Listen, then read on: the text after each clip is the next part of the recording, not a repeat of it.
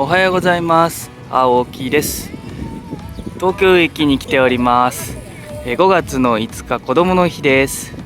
ゴールデンウィークの期間を使って私青木はですね、東京にロングステイプチ移住ですねしているんですけども、今日はですね、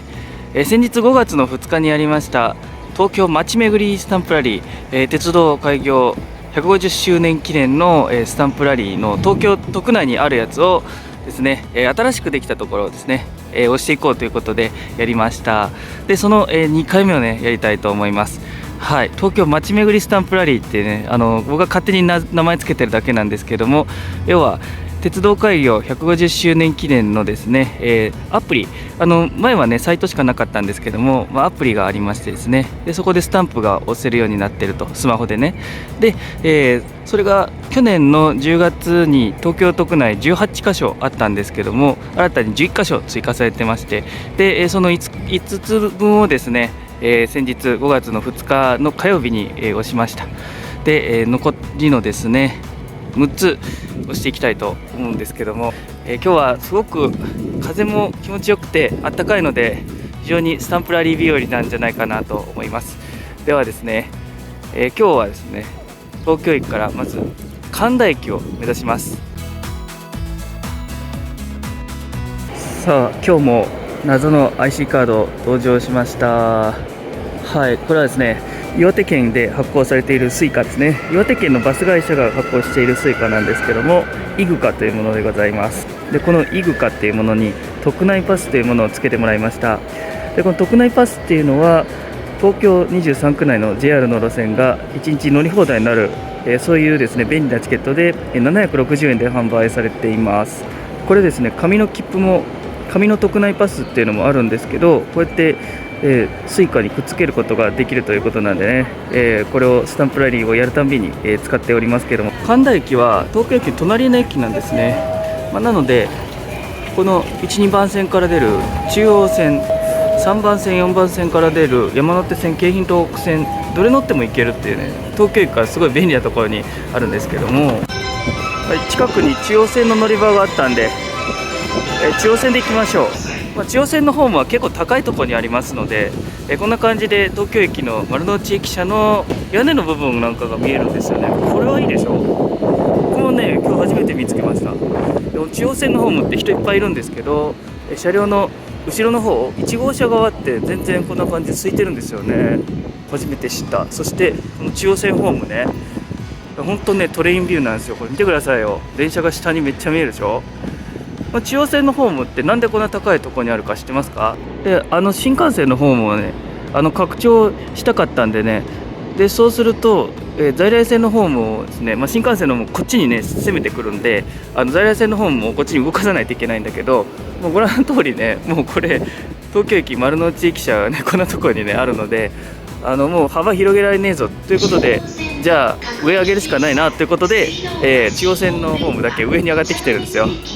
で他の山手線とか京浜東北線とか東海道線の方は上に上げなくても済んだんで、中央線だけねこんな感じで高いところにあってね、電車がよく見えるんですよ。いやここでねずっと見てたいですけど、車止めえらい近いところにあるんですね。だから東京駅っていうのが広そうに見えて、意外とねギリギリに作られているそういう駅だということがよくわかるんじゃないでしょうか。東京駅もね、前回のスタンプでも押しましたけど、今回のですねロケでもこんな感じで見どころが出てくるぐらいですね。なんか1日かけて東京駅の魅力をね紹介してみるっていうのもいいかな。明日やろうかなそろそろ中央線の電車に乗って次の駅に行きましょう。 JR 東日本をご利用くださいましてありがとうございます。この電車は青梅線直通青梅特快青梅行きです。青梅 The next station is Kanda JC2. The doors on the right side will open.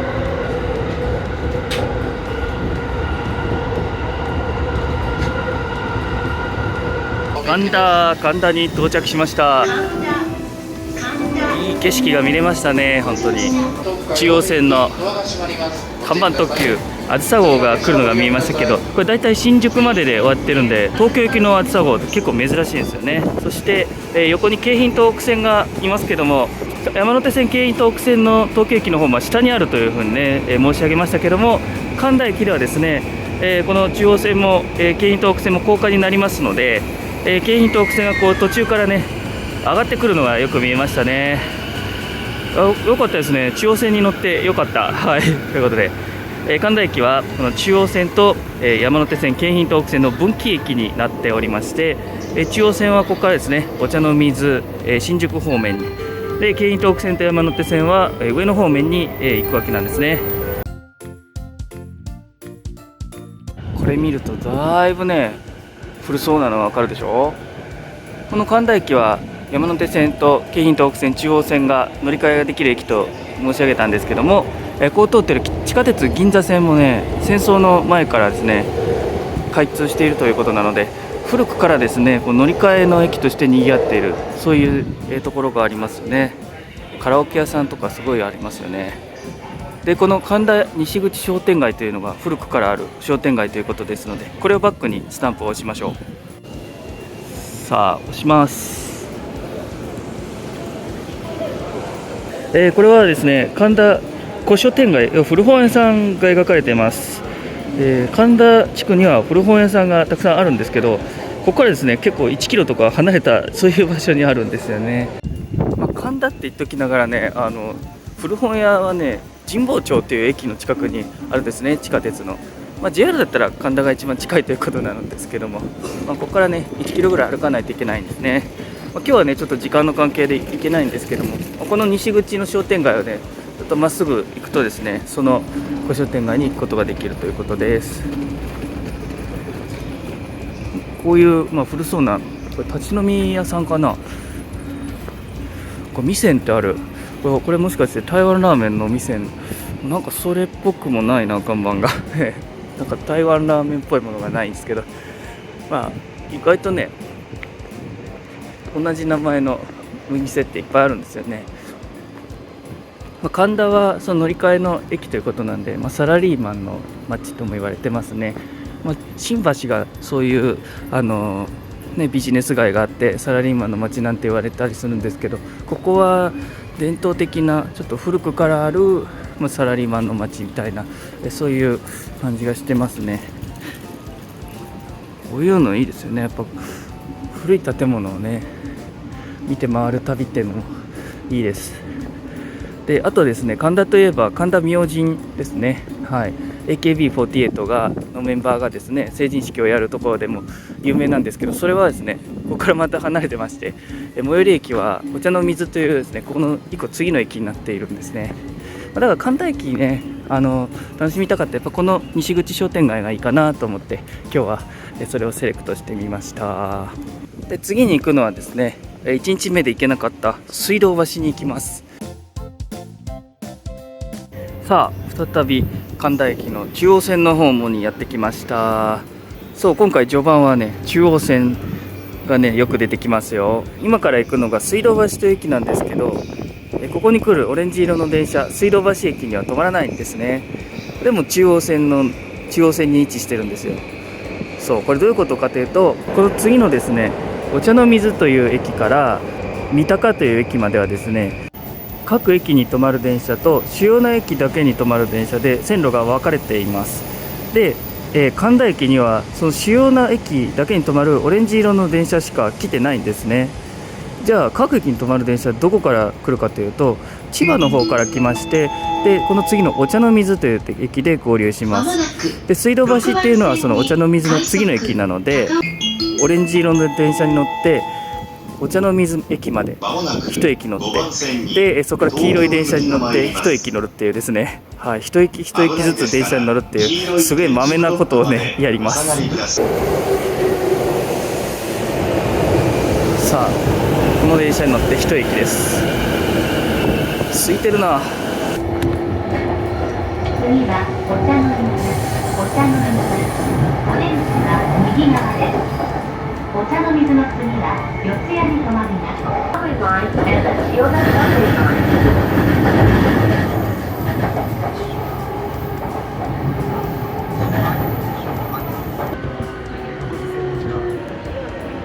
はい、ということでお茶の水で黄色い電車が合流してきましたね。ちょうど駅に着いたら来ましたんで乗りましょう。この電車は中央方向で各駅停車北海行きです。次は水道橋、水道橋。お電車は左の方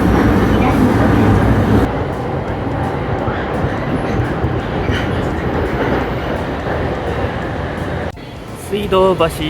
水道橋です。なんかこれ野球場に行くみたいなそんな雰囲気でしょこれ。そう、ここはですね、読売ジャイアンツの本拠地である東京ドーム、この最寄り駅になってるんですね。で、発車メロディー、この電車のちょっと聞けなかったんですけど、反対側のやつで聞けるかな。ちょっとかすかに聞こえますかね。闘魂込めてというですね、読売ジャイアンツの阪神タイガースでいうと六甲おろしみたいなですねテーマソングがですね、発車メロディーとして使われています。さあ、ではですね、この水道橋駅ではですね、とっておきのランチがあるのでね、はい、今の時刻が11時半ぐらいかな。ですのでちょうどお昼にもいい時間でしょう。で、西口と東口があるんですけど、まずは東口の方に行きます。はい、改札出てきたところに傘の自動販売機がありますね。なんかありそうでなかった、そんな感じですけども、駅降りて雨降ってらって時にですね、こうやって、傘を購入してですね、外に出ていくっていうような、そんな便利なことができます。はい、そして東口を出てきてすぐのところにある橋がですね、水道橋でございます。はい、で神田川ですね。また神田って地名が出てきましたね。今日の冒頭部分はね、神田という地名から離れることができないようです。諸外国ではですね、こんな都会のど真ん中に堂々とこんな高架の鉄道が走ってるってことはあんまないと思います。地下鉄で作る場合が多いんですよね。というのはやっぱり土地の買収が難しかったりするんですけど、日本の場合はですね、これお城のお堀みたいな形で使われてたところをですね、その横に電車を通したということを戦前にやりましたんで、なのでですね、土地を獲得するのが非常に簡単だったんですよね。なのでですね、中央線の電車はお茶の水から新宿の辺りまでこうやってお堀の横を走るっていうようなことをやっています。さあ、ではですね、諸外国ってちょっと出てきましたけど、今からですね、諸外国の料理を食べに行きたいと思います。東京といえばですね、やっぱり外国の料理が非常に充実してるんですよね。もんじゃ焼きとか深川飯とか東京名物を食べるのもいいんですけどですね、その前にスタンプを押さないと。はい、水道橋を見ながら押します。はい、東京ドームですね。東京ドームと水道橋です。なのでこの後東京ドームも行きますけども、今からですねランチに行きましょう。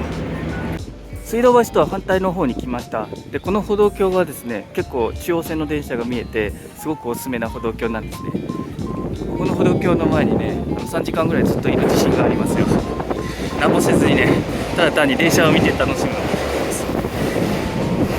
でも今はね、お腹空いてるんで、この坂をですね、どんどん下っていきます。ここです。そう、吉野家でね、世界各国の料理が食べれるようにな、そんなとこがあるんですじゃないですよ。こっちです。はい、吉野家の横にあるハイナンシーファンというお店です。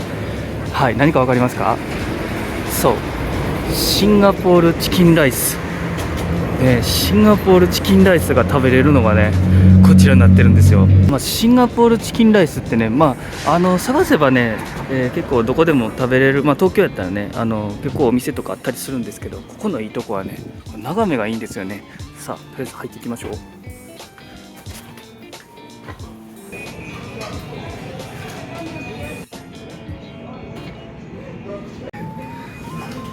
めっちゃ美味しそうなんですけど、い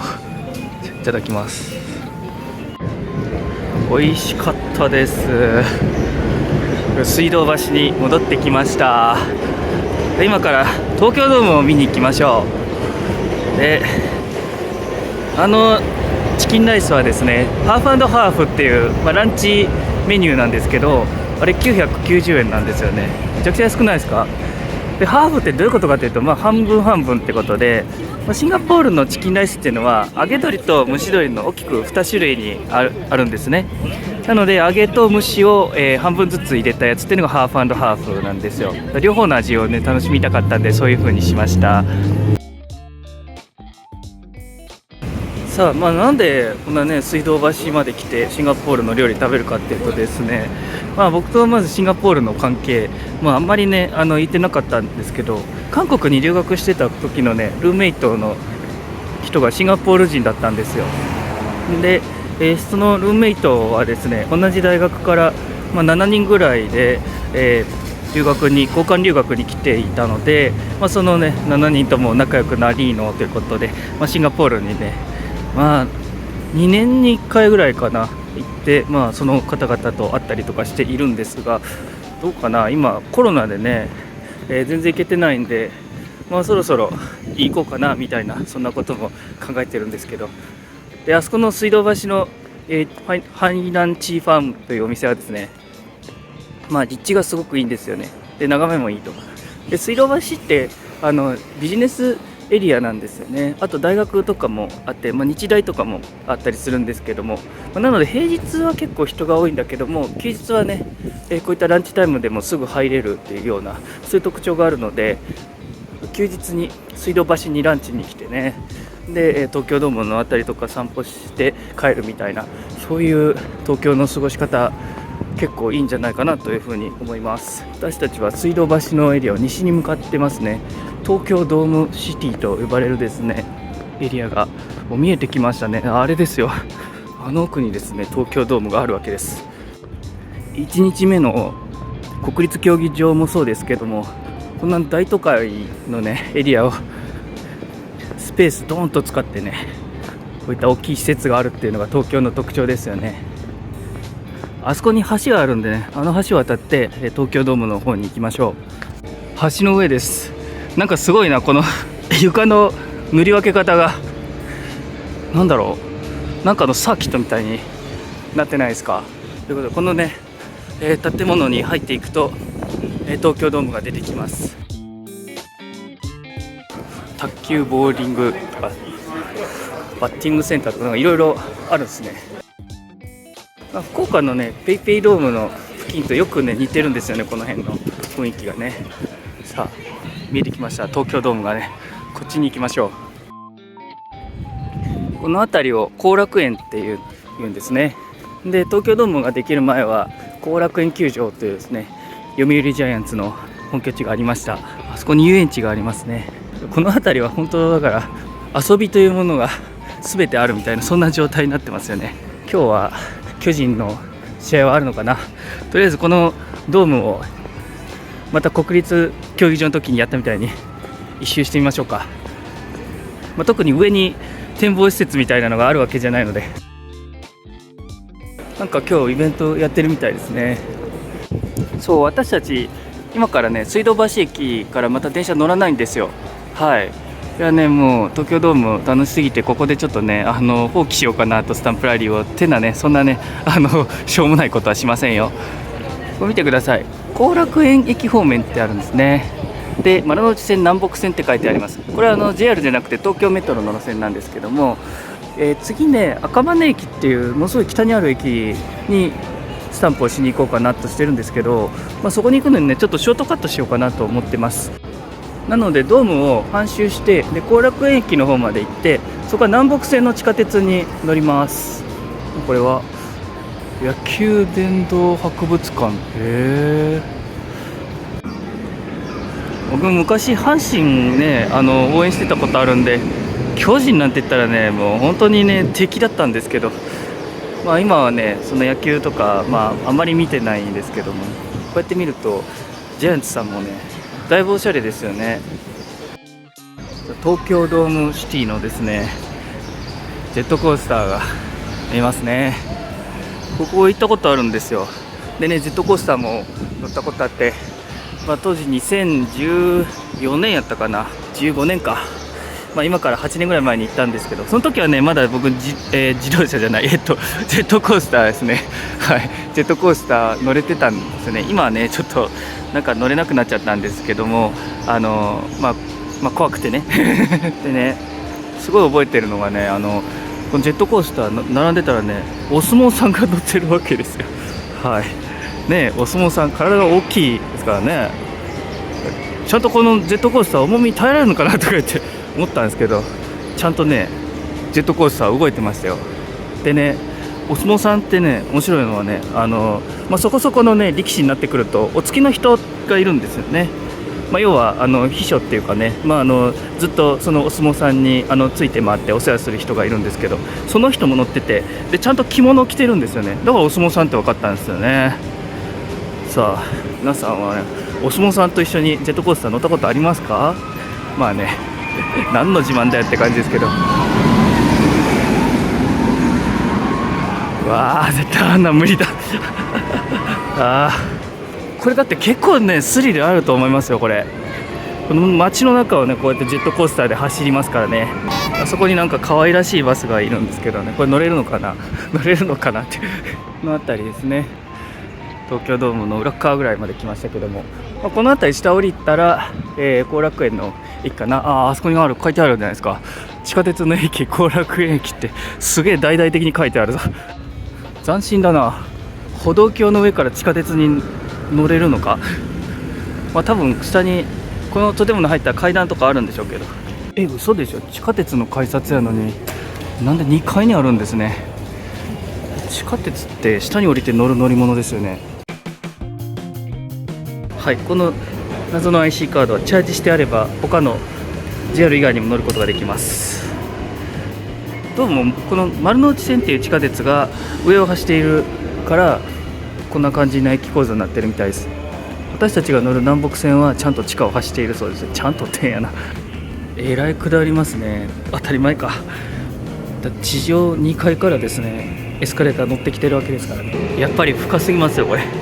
地下4階ぐらいまで来てますよ。この図だとちょっとよく分かりにくいですけども。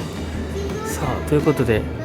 私たちはですね今からですねこの南北線という地下鉄に乗りまして、赤羽に行きたかったら、ここで降りてでもいいみたいなんですけど、ちょっと離れてるみたいなのでここで降りましょう。王子まで行きます。で王子で JR 京浜東北線と東京桜トラムですね。以前1回目の時に訪れてるんですけども、もう1回訪れるということで、ここからやったらね確実に赤羽に行く電車がですね出ていますので、ここから行きましょう。まもなく3番線に埼玉高速鉄道埼玉スタジアム線直通各駅停車浦和美園行きが8両編成で参ります。東急の車両で来ましたね。南北線の地下鉄はですね東急と直通して新横浜のでさらに相鉄の方にも直通してますね。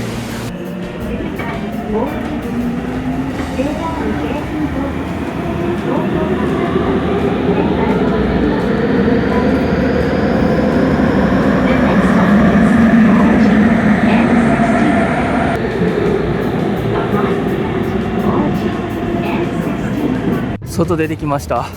バスの数がえげつないな。前回は夜しかも雨の天気だったんでね、あんまり王子駅の様子が見れなかったんですけど、今日はお昼に来てますね。こんな感じなんですね。さあ今度は京浜東北線です。行っちゃいましたけどね、また5分後に来るんで全然平気です。さあそして横を走っているのはこれはですねJR 宇都宮線高崎線の線路です。はい、赤羽駅に着いたらね今度はあれに乗ってねまた上野の方に行くんですけども、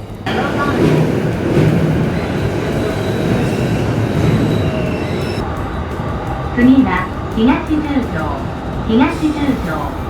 お出口は右側です。次は赤羽お出口は右側です。宇都宮線、高崎線と埼京線はお乗り換えです。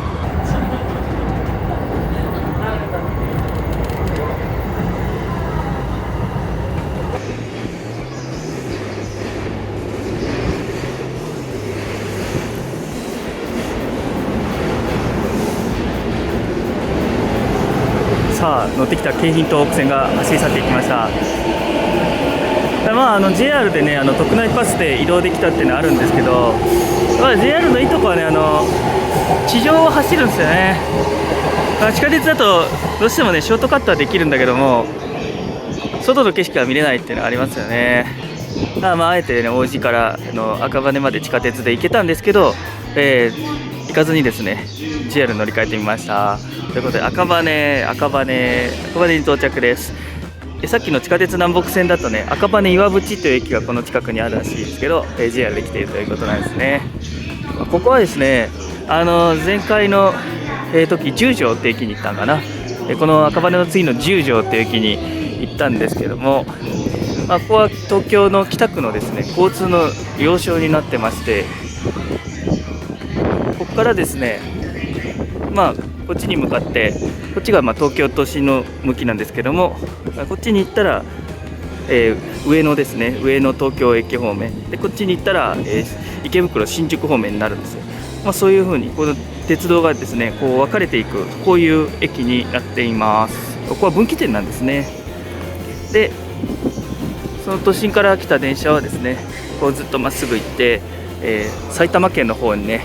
行くんですけども、そうこんな感じです。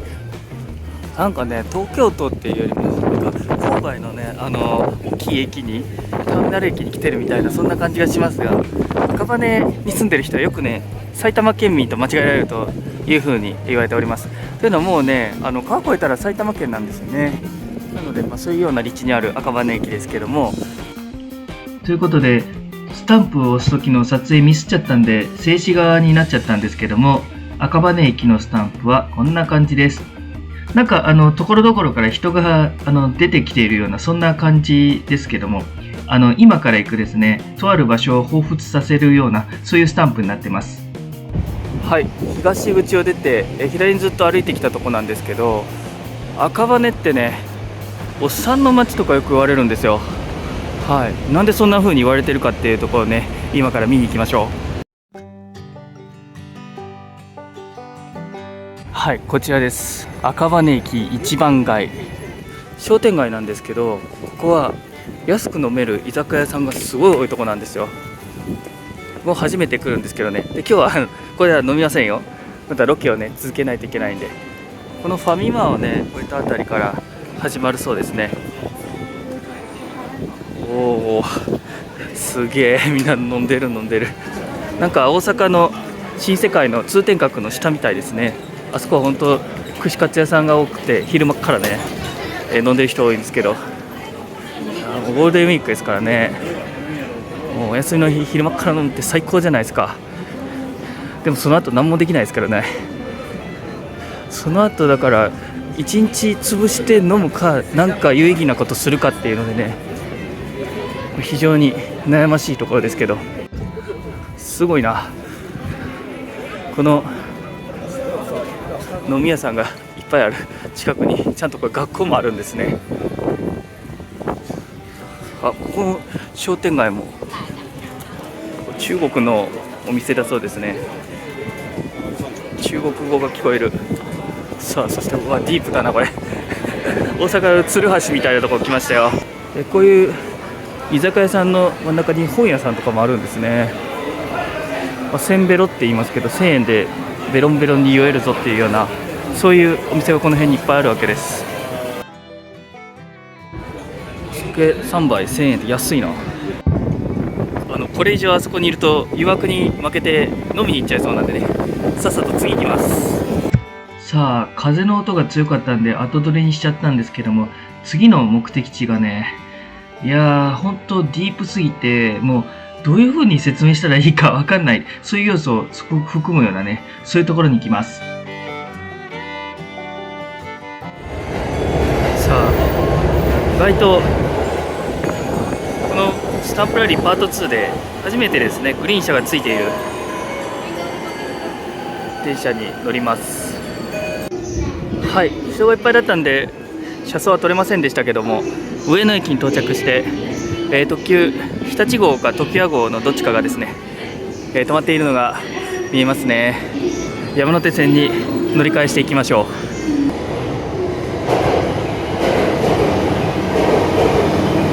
はい、山手線の乗り場までやってきました。ここからですね、池袋新宿方面行きに乗って一駅だけ行きます。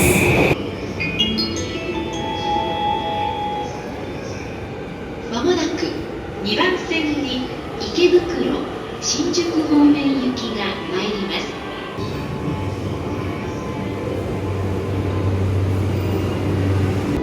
この電車は山手線内側池袋新宿方面行きです。次は鶯谷、オレンジが左側で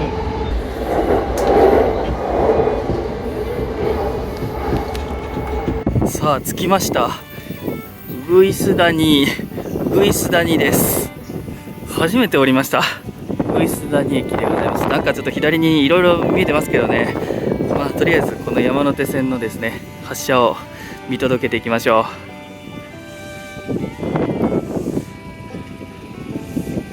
この鶯谷を含めてあと3駅ですね、この丸い緑の山手線の駅のスタンプをして、今回は終了になるわけなんですけど、ここが一番ねディープな場所なんですよね。さあ見てください、ラブホテルがいっぱいあります。はい、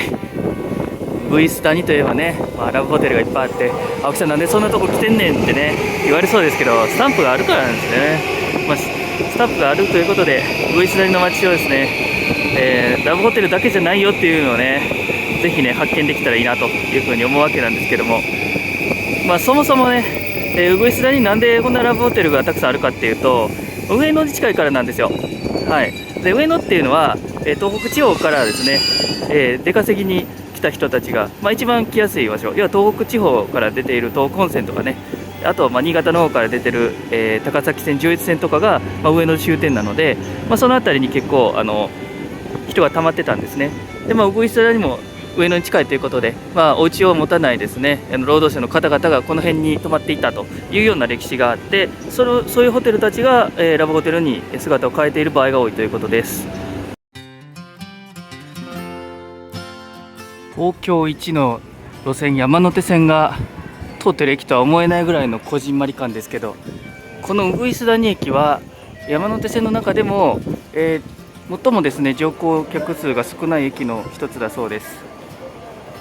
目白駅っていう駅があって、実はそこもね今日行くんですけど、そこと1位2位をね争っているようなそんな状態だそうなので、こんな感じでこじんまりとした駅舎があるんですけど、意外と人いますね。でこちらですね、はい、ホテルの看板の下に根岸というふうに書いてあります。この辺りは古くから根岸と呼ばれていまして、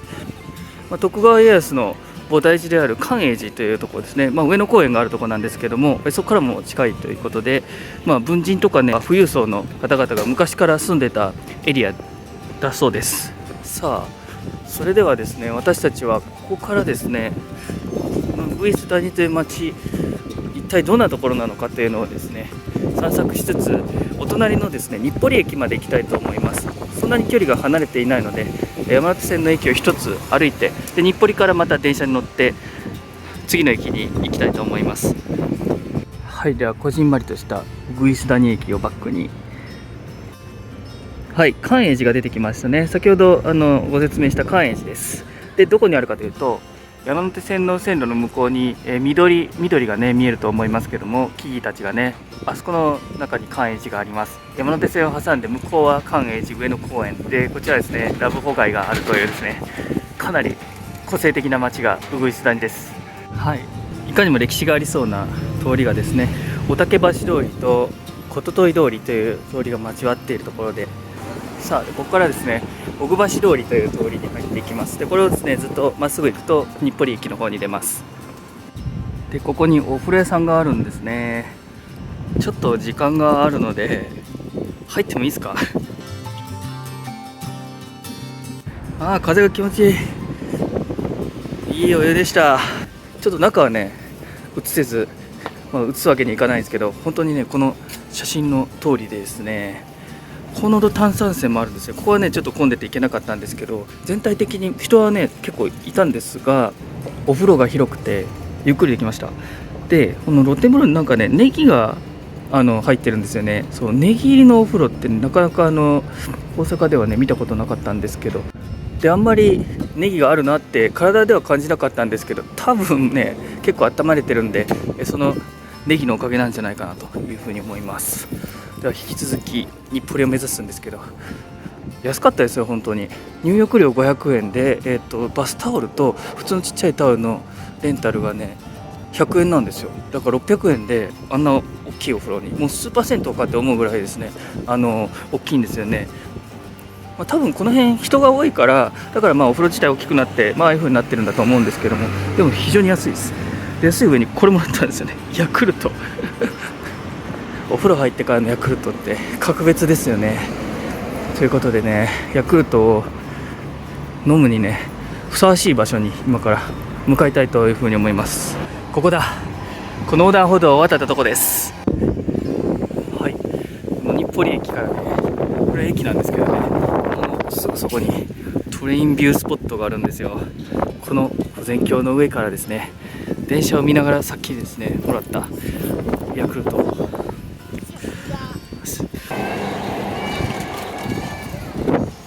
さあ山手線の電車が行きまして、さあ今度は常磐線の電車がやってきましたね。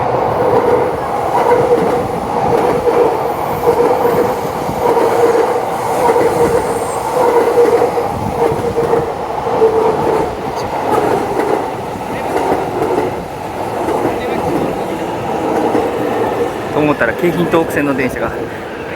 一番左を通過しています。そう、ここはですね山手線、京浜東北線、そして来ました。では北陸新幹線か上越新幹線ですね。新幹線を挟んで今度右側に宇都宮線、上野東京ライン、そして常磐線で一番右が京成電車ですね。京成線が通っているというですね、ここはですねもう1日とか2日いても飽きないと思いますよ。また山手線がやってきましたね。東京という街はですね、こんだけ高頻度に運転される電車という交通機関に支えられているんだということがよく分かっていただけると思います。スタンプラリーをやってる途中に1回はねここ来てみたかったんですけど、その願いが叶いましたね。お、来た、東北新幹線がやってきましたね。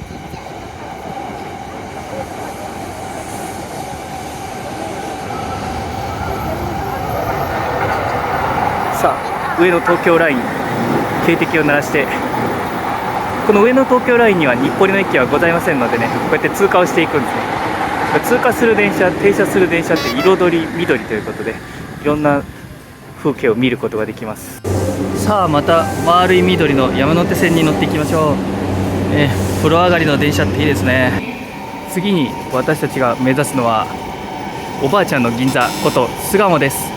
はい、今回巣鴨にもスタンプがあるんですね。すごい人だね、もうつり革が持てないぐらいですね人が乗っています。で横にはですね湘南新宿ライン埼京線の線路が通ってます。埼京線はないですね、湘南新宿ラインの線路が通っていますね。丸い緑の山手線、この堀割の中を走っているのがですね結構趣深いですけど、山手線にはですね1個だけ踏切があり、でそれ以外は全部ですね踏切ないんですよね。山手線踏切あったら本当にね開かないですからね。こんな感じでどんどん電車が来ますから。巣鴨駅です。ではスタンプを押しましょう。はい、巣鴨地蔵通り商店街ですね。おばあちゃんの銀座と言われるゆえんとなっているこの商店街が出てきました。今からですね、こちらに来まして、巣鴨といえばトゲ抜き地蔵さん、ここにですねお参りしに行きましょう。この大きい道路を渡って、右に行ったらですねおばあちゃんの原宿こと巣鴨地蔵通り商店街の入り口があるそうです。もうありましたね。ここが入り口になってます。ここはですね旧中山道、東京からですね長野の方を通って、京都の方まで行く街道の一つですね。その中山道の通り道やったということもあって、古くからこうやって栄えてるんですね。昭和のなんか喫茶店みたいなとこがありますけどね、おまんじゅう屋さんとか和菓子屋さんみたいなのが多いということで、これが、トゲ抜き地蔵の門前町ということでね、結構にぎわっているんでしょうね。今回ね、おばあちゃんの原宿に来てますけど、1日目ね、若者の原宿っていうか原宿に来ましたけど、なんか風が、豆腐ってこれ B から読むんですね。こんな感じなんだ。初めて来たんですよ、ここ。袋物ってカバン屋さんってことか。とりあえずこれをね、まっすぐ行けばお地蔵さんのところに行けるはずです。確かに気持ちいい。おばあちゃんの数が多いような気がします。歩いてるね。この辺自転車がすごい多いですよね。なんか大阪みたいな感じがしますけど、多分ですけど、池袋とかその辺に2駅で行けるので、そういうところでだいたいね、自転車の利用率が上がったりするんですよ。要は電車に乗らなくてもね、行けちゃうから、自転車持ってる人も多いんじゃないか。さあ、これですね、トゲ抜き地蔵村本堂入り口って書いてあります。これか。じゃあ入ろう。わあ、お線香の匂いがいいですね。地蔵村にお参りしてきました。都会の中にあるお寺っていうのがいいですよね。なんか福岡の奥志田さんを思い出しますよね。櫛田神社来ましたね。地下鉄七隈線が延伸した時に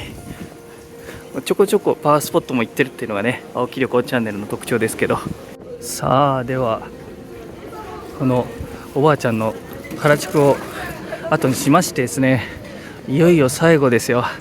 最後のスタンプがある目白駅に行きたいと思います。アパホテルの横に、これ多分警察かなんかの建物なんでしょうね。多分おばあちゃんの原宿に一番必要なものはやっぱこういう注意書きなのかもしれません。面白いな。さ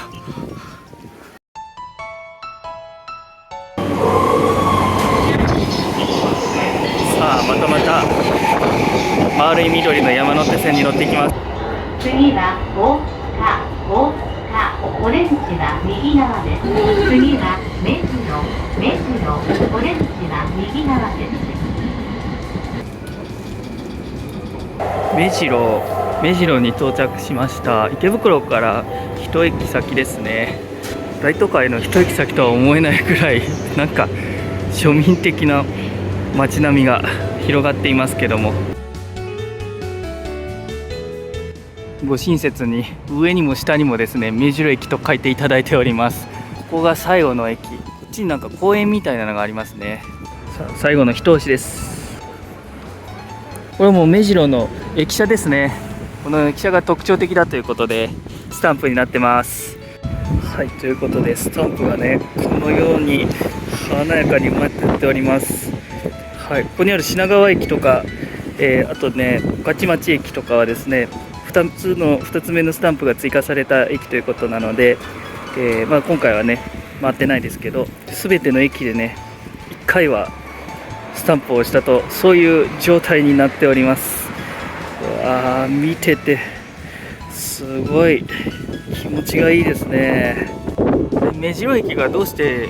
駅舎がねピックアップされているかというと、日本初の橋上駅舎だからのようですね。はい、橋上、橋の上に駅舎があります。こういうのってね全国的には当たり前になってるんですけど、戦前ではだいぶ珍しくてですね、1922年ぐらいに、ここはですね、橋上駅舎化されています。で、そうすることによってですね、橋の上、要は電車の線路をまたぐ橋の上にですね駅舎を建てておりまして、スペースを有効に使えるぞっていうのとかですね、あとこんな感じで街がですね線路で分断されてしまわないっていう、そういうメリットがありますね。線路はね街の中にあるとどうしてもね踏切で渡らないといけなくて移動がしづらいっていうのはあるんですけども、もう電車をねもう下の掘り割りみたいなところに埋めてしまって、で上に駅を作ればですね、こうやって移動がスムーズにできるようになります。さあ、そういう近代的な駅舎第1号の目白駅でしたけども、こちらですね、公園に入ってエンディングにしていきましょう。はい、と思ったらこれはですね学習院ですね。学習院大学です。さあ、ということで西武線を見ておりますけども、目白駅からちょこっと歩いて目白庭園っていうですね、庭園があるあたりまで来てます。庭園はね、もう営業終わってて入れないんですけどね。ということで、この目白庭園をですね、こんな街でスタンプラリー終わったんだよっていうのを感じていただければと思います。まだ電車来るみたいなんで西武線を見ながらですねはい、次はじゃあ西武線のスタンプラリーやるかっていうと、いやまだねそんなことね全然考えてないんですけどね、 JR の東京都区内の駅をですね11カ所新たに巡ってみましたが、いかがでしたでしょうか。本当に前回の感想として申し上げたんですけど、東京のいろんな顔をねまた知ることができたいい機会なんじゃないかなと、いい機会だったんじゃないかなと思います。特に今回はね、ターミナル駅といえばもう新宿駅ぐらいしかなくて、あとは本当にね例えば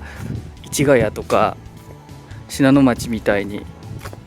もう中央総武線の各駅停車しか止まらない、快速が通過しちゃうような駅とか、あとうぐいす谷とかこの目白とかもね、山手線でもあんまり利用客がいないような、そういうようなところで、ディープなエリアって言ったらディープなエリアになるんでしょうけども、そういうところを巡ったりしました。